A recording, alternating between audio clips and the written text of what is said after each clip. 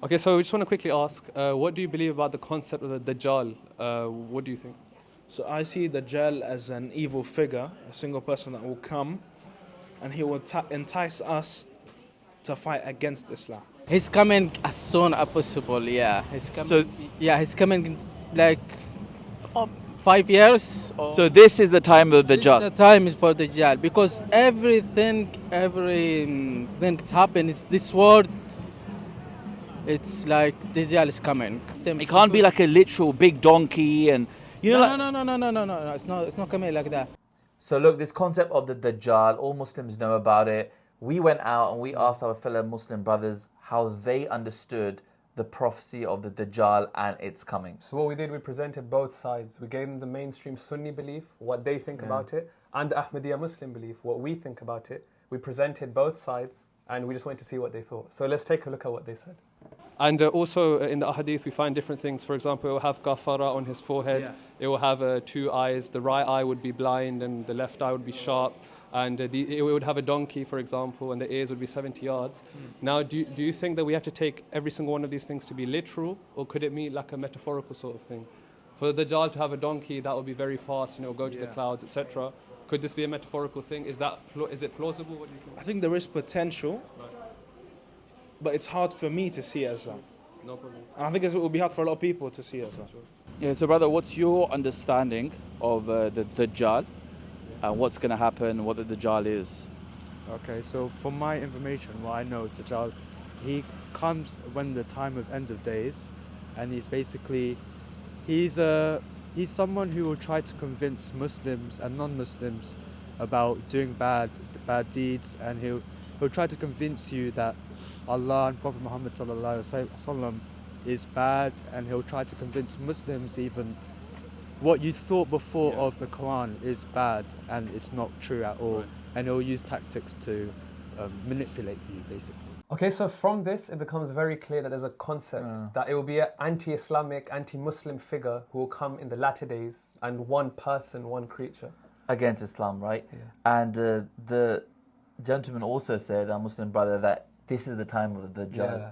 And we know from our previous video about the Mahdi, which everyone can watch about, they also said that this is the time of the Mahdi.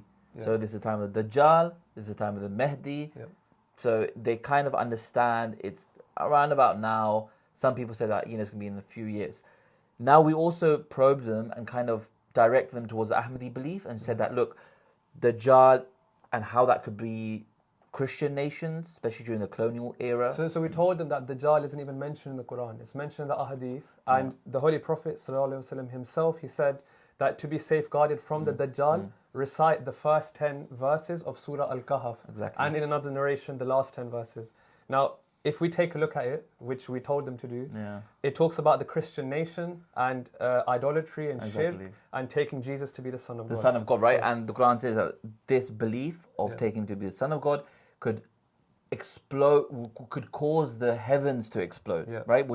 So it means it's a serious belief which is going to affect Muslims as well. Exactly. The other thing we also spoke about is the donkey, right? That the Dajjal will have according to the hadith. And so we're kind of rationalizing it, like it could mean something else, and we gave them the Ahmadi view, and this is what they had to say. Yeah, let's have a look. So we find in a hadith that the Holy Prophet said to recite the first 10 verses of Surah al-Kahf to be safe from this Dajjal.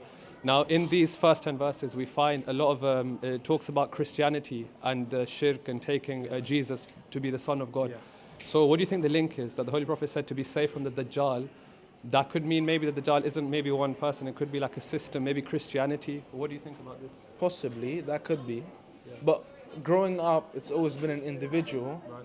So it's kind of hard for me unless I see something concrete to prove to me that it's an institution or a system. Okay, cool. The donkey would fly up in the sky, it would move on the sea, and it would be on, like, one step would be the east, the other step would be on the west. Yeah. So what about that's like transport system and that kind of stuff? Because that's one understanding from the scholars as well, that it could be this. I think if you need to explain anyone about this hadith, he will be more confused.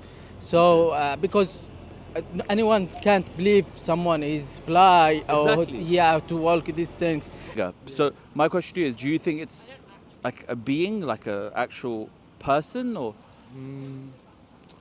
I, because of like what we think about him, about what you said about donkey, like can go on the land, sea, and the air. Yeah. That's pretty, like, it wouldn't be from this world. We wouldn't really say. So I wouldn't say it'd be a being if that was true. Yeah. Because it's not really like humane of what exactly. you I said. mean, it's a bit of like a fantasy kind of thing. Like, yeah, it's kind of like out of the imagination sort of thing. So you couldn't really argue for it to be a being, Yeah. if you know what I mean. Exactly. Because we're mortal. We only can do so much in this world, sort of idea. So, if we're talking about someone, he's a fly. So Yeah. that we are a fly now, up. Yeah. Exactly. Yeah. Planes, Yeah, and if you Ship? from the sea. trains. Yes. Right. I mean, So my That's- thing is, what if the Rasulullah Sallallahu Alaihi Wasallam was pointing towards these things, and the Sahaba obviously wouldn't understand, like because they live in do- 1,400 years years ago. ago. Yeah. So he had to describe it in a metaphor. But we now, when we look, we have planes. Yeah. Does that make sense? Yeah. Makes sense. I think. It's something to think about, right? Yeah. Yes, we need to read Quran more. Yeah, we need to reflect. Yeah, we need because we read I read Surah al-Kahf every week. Yeah. You Weekly. read it, right? Yeah, I read it already. And what is Surah al-Kahf about? It's about the Christians. Yes. So yeah, do you understand what I'm saying? Yeah, We have to yeah, think. Yeah. I need to think that. Yeah. So Because in Dajjal, no mention in Surah There's no al-Kahf. mention of Dajjal, And but- another surah is mentioned like fitna, but So we must ask ourselves, why did Rasulullah sallallahu alaihi wasallam say, read Surah al-Kahf, especially the first 10 verses? The first 10 verses are about the Christians, right? Yeah. And all this technology that we read about the Dajjal, that he will take out khaza'in from the ard, and he will fly in the sky with a donkey, and he will say to people, if you obey me, yeah. then you'll... Yeah, that's correct. And we know that Western nations actually, historically, they did this. Like, they control from colonialism as well, but also from economic control, geopolitical control as well. But at least the people who... So it's like a system maybe which is anti-Muslim. So I think my idea will be the Quran. We need to read the Quran, but we need also read Hadith. Of course. So this donkey of the Dajjal, which will also go in the sky, what if that's talking about modern transport systems? So like land, air. I see the relation, but if that is, then technically that's already happened, because it's already all modes of transport do those things. But then you're asking at what point, because it's still happening. Exactly. So if it was, then you're still kind of waiting, because that's already been true. If that was true, but I see the linkage. Yeah. Right, okay. Look, so you can see this is really good. They're actually understanding the Ahmadi point of view. Yeah. We're explaining, look, why is the Prophet sallallahu alaihi wasallam saying recite Surah al-Kahf? Surah al-Kahf speaking of the Christian nations.